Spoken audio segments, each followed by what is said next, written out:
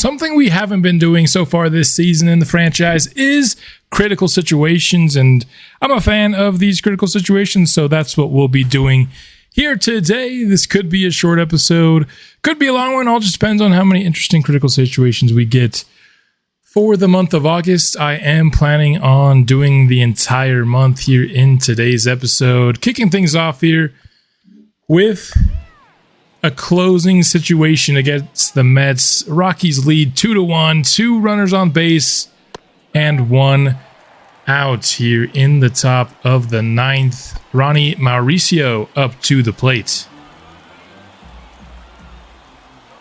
One thing I like about these critical situations is it allows me to have a little bit more laid-back approach to the commentary, whereas when I chop up the episodes and there's always something going on, I gotta keep my play-by-play announcements going. But here, as we get a strikeout on Mauricio, showing every pitch, allows me some time to talk about some other things other than what's going on directly in the episode.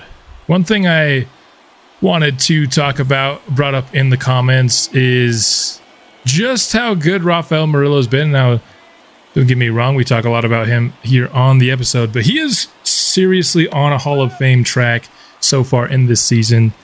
Just his 4th season at the major league level. He's 22 years old, already well above 100 home runs in his career. Absolutely on a Hall of Fame track, and I haven't given maybe that side of it as much attention, maybe how much he's impressed, historically ranking. And I think the reason why with that is just because last series, when we had a draft-only franchise, we had some really impressive draft picks and they had some good careers, but ended up having no Hall of Famers, and I felt gypped by the game, and I think a lot of it was just due to the regression system. I think people regress a little bit too fast, the generated players do. Like you'll see, Mike Trout, who at this point in the franchise is in his late 30s, he's still a very productive player. And you just don't see that as much, and I feel like at times this game can start the regression just a bit too quickly. And so I don't want to, put the pressure on anybody to be a Hall of Fame player when the game might gyp them in terms of their longevity down the road. Now, there are certain things you can do, as Santillan picks up the Rockies win. Devin Smeltzer will be the one to come away with the win on his stat sheet, but the Rockies win a close, low-scoring game here.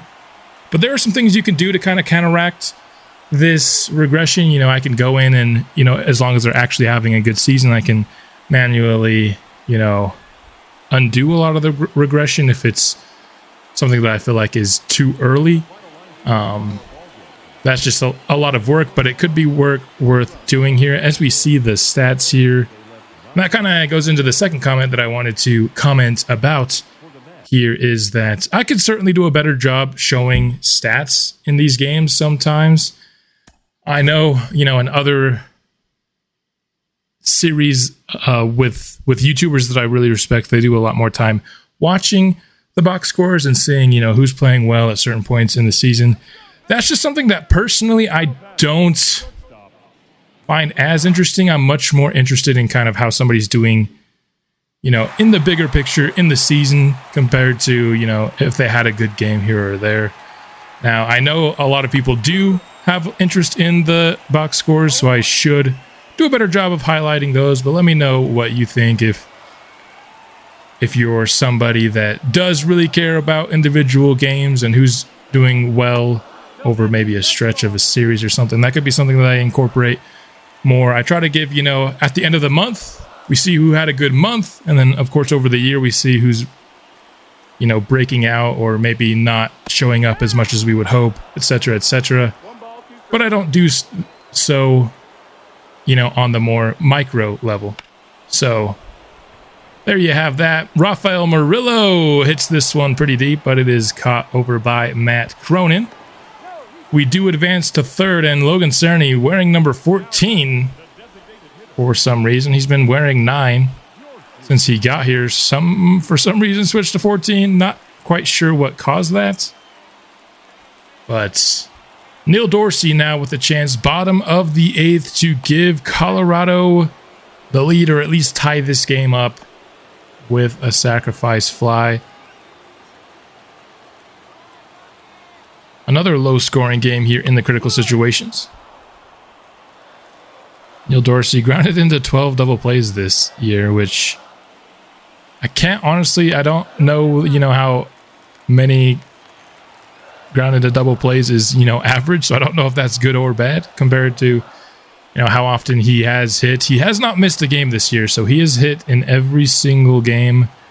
His durability being 99 has really helped him be active for all of these games, not need any rest days, even though he is a two-way player. Here, though, he's going to ground into the double play, the one thing we could not have happen there. We had our two best hitters on the team in a really good spot to take a lead here late in this Braves game, and they just couldn't, unfortunately, come through this time around, despite the fact that they are having excellent seasons. Let's return to simulating here, see if there's another critical situation that pops up. There is not. Unfortunately, the Braves will come up victorious here. They have the best record in all of baseball, and we saw their roster at the beginning here of the season, and they are absolutely loaded. With us being a playoff team likely for the first time in this franchise this year, barring a complete and total meltdown late in the season. That's the team that we'll likely have to go through unless another team does us the favor of beating them for us. Another critical situation here. It's a 4-4 ball game, top of the 8th, 2 men on and nobody out here for Zach Veen. 3 for 3 today, and he has certainly started to turn things on here as the season has progressed. Really looked like he was not going to be able to provide even close to the value he did last year when he broke out for us and became an actual positive value starter. Was looking more like the player he had been prior to that to start the year, but he has started to turn things on, including here in this game, and has an opportunity to get his 4th hit of the game. 1-1 pitch against Cole Henry is fouled off. One thing I certainly appreciate about MLB The Show is the ticker you see down at the bottom. Now, this is something that I always get to see, when I'm recording the episodes, but when it's chopped up, not always do you guys see everything that's going on in the league. But I really think these other sports games could take a page out of MLB The Show's book here. I know, like in Madden, you can see the scores and some stats off of that. But like Daniel Espino increases AL lead. Like you don't see any sort of that, like where somebody ranks. Like, I don't know. I would love to see I'm an Eagles fan, so I'll use an Eagles example here. AJ Brown goes 6 for 113 for his 3rd straight 100-yard receiving game or something like that. That's the kind of level of detail you see in this MLB The Show ticker that I would really love to see replicated in these other games. Not saying MLB The Show is perfect by any means, but it certainly does a good job in many areas. Good play there by Brady House, by the way, going to the ground to field that ball. That'll bring up Logan Cerny.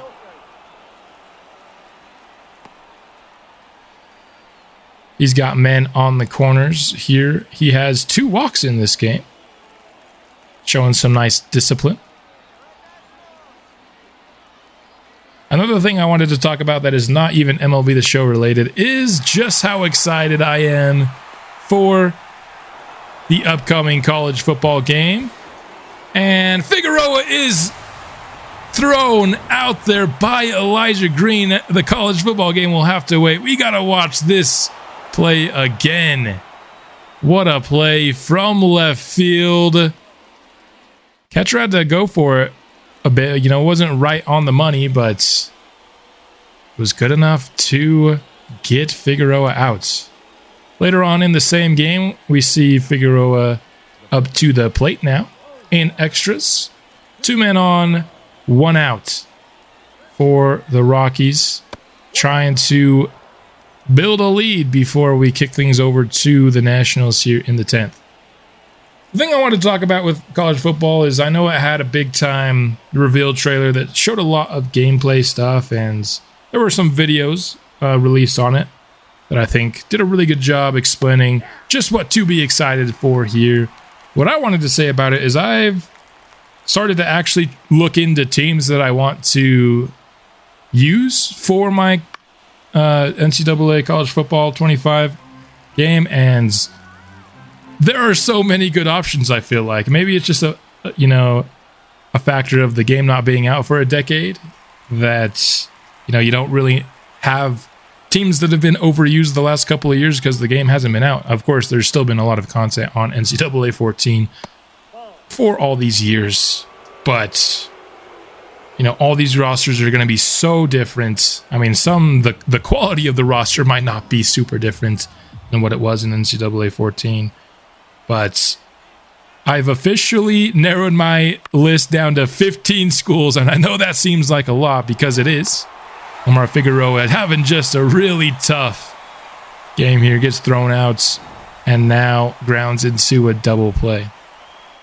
And yeah, 15 games is certainly a lot. I would like to have it narrowed down more than that as the Nationals pick up the victory here, and now we'll face off against the Marlins.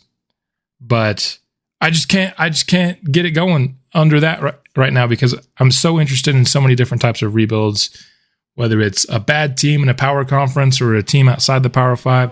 I'm even, playing with the idea of doing a creative team sometime probably around 3 weeks, maybe until the game comes out. I'll probably start to do some polls just to see what teams you guys like of the ones that I'm considering. Not saying whoever wins that poll will 100% be the team that I choose to rebuild, but I would like some external feedback at some point once the game's a little bit closer to help me narrow down the list. I want to have my team nailed down like at least a week before the game comes out so I can do some research leading up to, an episode 0/episode 1 introductory episode, wanting to know, stuff like rivalries.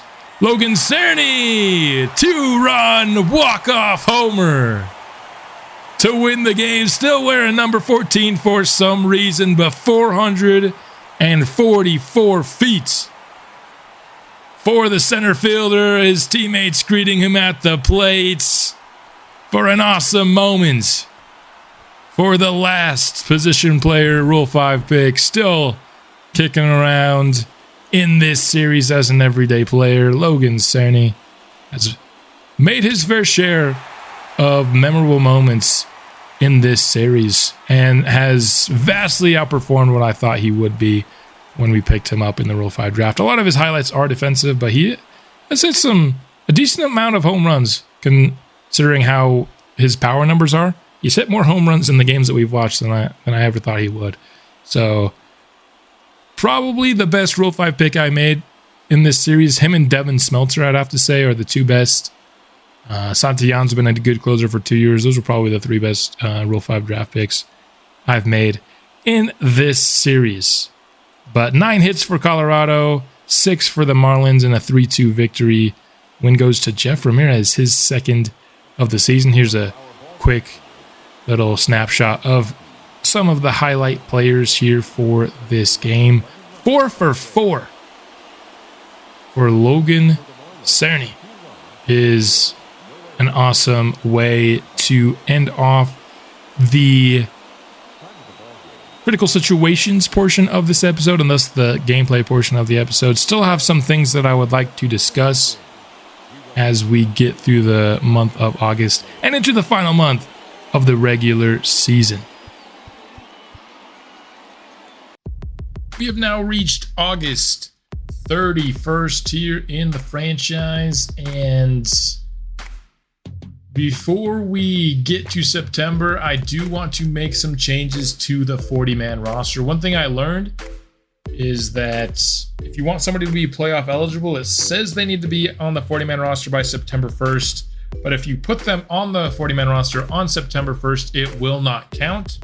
So I want our September call-ups to be eligible to be in the playoffs if they end up having a good September. So we're going to put them on the 40-man roster a day early, and then we'll put them up to the Major League squad once the active roster expands.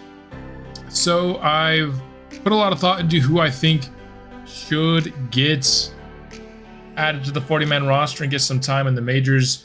And there are 3 players who are going to be eligible for the Rule 5 draft if I've done my math correct, and I think they're all ready to make their MLB debuts. The first of whom I think everybody is pretty well aware of, Brian Doe. We've been talking about bringing him up for some time now, and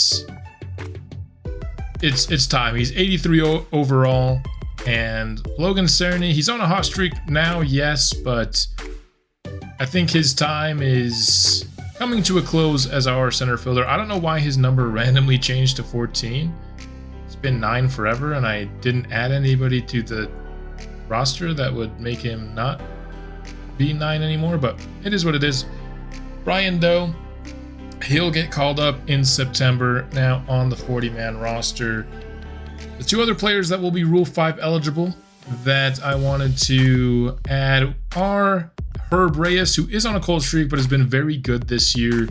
Getting a lefty pitcher prior to the playoffs I think is very important, and yes, he has some weaknesses in his game with his hits per 9 still being in the 40s, but that's just somebody that being able to have, another lefty option besides Devin Smelter in the playoffs will be huge. And the other is Johnny Brennan, who will be Rule 5 draft eligible, and we're going to add him as well. Don't know if he'll make the playoff roster when it shrinks back down to 26, but while it's 28, might as well let him pitch for a bit. And then there are a couple of bullpen options. Our bullpen at the Major League level has not been excellent this year, I'll say that. And Jimmy Blanco and Rich Walsh, I think, are both ready to make the jump. You have Rich Walsh, who's had 30 saves to just 2 blown saves at AAA this year, has 50 strikeouts in 41 2/3 innings. I think he's ready to get a chance to pitch. Gonna add him. And then Jimmy Blanco as well, who's been our AA closer. His hits per 9 is going down, which is unfortunate, but 35 saves to just 2 blown saves this year. 50 strikeouts as well for him in 43 innings. Both these guys have done really well at the minor leagues, and they will get a chance to pitch for us in September. So let's take ourselves a little look at where the league sits here as we enter the final month. The Rockies have a 9.5 game lead heading into September. We know what happened last September. The team totally just choked away what seemed like a surefire playoff berth, but I can't see that happening this year. I mean, we'd have to be below the Cubs and the Mets. That's just a lead that I can't imagine us blowing this season, especially because I feel like the team's more deserving of the record this year. Last year I thought maybe we were a little lucky. This year I do think the team is quite good. We've officially become a top 10 team in baseball, as you can see here on the team rankings. And we have the top 2 MVP candidates in all of baseball. So the Rockies are bound for some playoff baseball for the first time in this series. The road to October is upon us, and it's going to take a major choke job again in September. This time, a little more experience. I doubt it happens.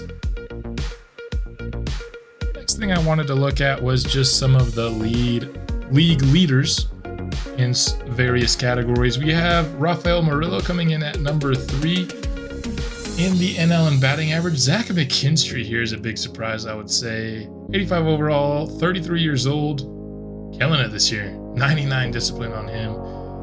Corbin Carroll has a pretty big lead that I don't imagine he will lose here in the final month of the season. Batting 347 is pretty nuts. And then we have another Rocky in the top 10 here with Clemente Herrera in his rookie year, batting 311. So some great stuff there. 356 here is pretty dang nuts. Pretty dang nuts. Has a massive lead here in the American League.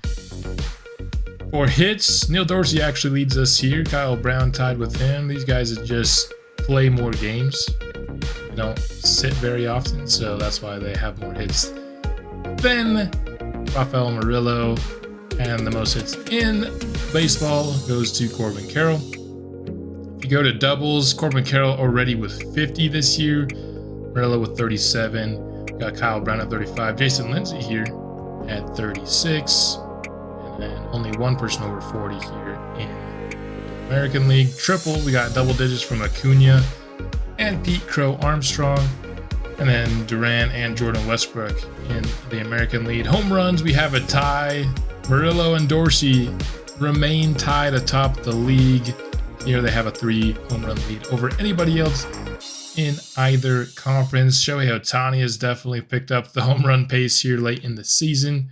RBIs, Walker and Ohtani are doing excellently, both over 100 already. Adames pretty much there. Neil Dorsey leads us in RBIs at 98. Nobody over 100 yet in the American League. Runs goes to Jason Lindsay, and what the heck? He has 30 more runs than anybody else in either conference. It's kind of nuts. Stolen bases, we got Asterio Ruiz. Andreas Salinas is somebody that's been drafted here in this franchise. Putting in some major work in Toronto as a stolen base guy. And we've got Christopher Kane at first base for the Mets. Here with 53 speed and 49 stealing in the second spot in the NL. In terms of drawing walks, we got Miguel Vargas at the top, and we've got Nathaniel Lau here. On base percentage, Corbin Carroll leads here. Rafael Murillo in third place. Will Smith leads it in the American League. Slugging goes to Murillo by a pretty wide margin here. And OPS also goes to Murillo at 1,100. Only 2 other players over 1,000 at all. Wins, Brady Singer and Sandy Alcantara in a 3-way tie with 2 Rangers here. So some good starting pitching over in Texas. In terms of saves, Tony Santillan down at 4th place. He was, tied for first earlier on when I was looking. But he's dropped down a little bit. Alvarado of the Yankees leads the AL. ERA, Brandon Pfaadt is the best ERA pitcher in the NL this year, which is pretty surprising. There was one pitcher who was up here. He must have really fallen off. Yeah, Angel Macias earlier on was leading the entire NL. He's dropped down to 27th. He's actually the best lefty that's been drafted here in this franchise. Should have traded for him when we had the chance. Probably just decided not to because he has the B potential instead of the A, but absolutely should have targeted him. Still having a good year despite the fact that it has fallen off a bit. We've got our best pitcher is there at 11 with 12, with Devin Smeltzer leading our team in ERA. A really consistent pitcher with us. 2 pitchers under 2.5 in the AL. Shutouts, Macias still leads the AL there, and the NL, and Alcantara leads the AL. Strikeouts, Shohei Ohtani with 183, Dylan Cease with 189, Daniel Espino with 188. Complete games, Macias leads there, and Alcantara does have a 4th complete game. Innings pitched, Dwayne Perry. Okay. Almost traded for this player, decided to trade for Ungerer instead. He leads the NL in innings pitched, tied with Shane McClanahan and the Alcantara with 20 more than anybody in the Whip here. National League leaders is Ronzi Contreras. Okay. Sandy Alcantara with a 0.88 whip. This guy's gotta be easy the AL Cy Young at this point. Pitching war, Brandon Pfaadt leads it here. Only 3 guys with 3 or higher pitching war. Then there's 4 guys with 4 or higher in the American League. So the American League's just been better pitching, looks like, this season. Rafael Murillo leads the NL in batting war, a full war over the number 2 player, who is Jason Lindsay, which is kind of fun. 2 drafted prospects leading the way here in the NL, and then Bobby Witt tied with here for the lead in the American League, but Rafael Murillo has one full WAR over anybody else in baseball, which is why he is currently the favorite for MVP. If we go to award favorites here, Murillo and Dorsey still number 1 and number 2 with 1 month remaining. Shohei Ohtani has put himself into that 3 spot with him going on a home run tear in the month of August. O'Neal Cruz the favorite to be the MVP in the American League. Cy Young, Brady Singer, Spencer Strider, 2 Braves pitchers. And this is going to be a tough team to face in the playoffs. Dylan Cease is actually favored over Sandy Alcantara. The Angels have 2 knockout awesome pitchers here. Batting title, Corbin Carroll. We know that one already. Reliever, Alexis Diaz and Garrett Crochet. Dang, the Angels got some pitching, man. Rookie of the Year. This one's already signed, sealed, and delivered. It's going to be Neil Dorsey. Clemente Herrera has been a really good rookie as well, just outshined by one of the best rookies ever. Hank Aaron Award. Rafael Murillo is the favorite to win that right now for the NL. See if we take any other hardware home here. We got 3rd place Gold Glove pitcher here for Neil Dorsey. 2nd base Gold Glove catcher. 3rd base Gold Glove first base. We're getting a lot of really good fielders here, which is a little surprising. Logan Cerny 3rd place. Now that one's not as surprising. Dorsey's only 2nd place now for Silver Slugger DH. Shohei Ohtani has overtaken him, despite the fact that he has a lower average and lower home runs. It's just because he has 9 more RBIs. I'd still say Neil Dorsey's having a better batting season than Shohei Ohtani, just based on the numbers presented to me. But can't argue too much with it. Kyle Brown, 3rd place for 2nd base Silver Slugger. Rafael Murillo, of course, leading it for shortstops. And there you have it for the stats and awards for the league leaders. And 79 and 56 with a month to go. This team is headed towards the playoffs. We got a lot of division games here, particularly at the end, with 2 teams that are trying to make postseason run. I don't think the Diamondbacks are probably a little bit too far out of the wild card. Take a look here. Actually, no, they're only 2 games back, so they might be fighting for something. The Padres will be fighting for something. Dodgers will be fighting for something. So a lot of fun division games coming up, but including a series against the best team in the league for the Atlanta Braves. So a lot of things we could do here in the month of September before we wrap up the season. But looking like we'll finally be a playoff team for the first time in the series. I am excited for it. Hope you are too. We'll be back soon with more Rockies franchise, and I will see you then. Go Rockies.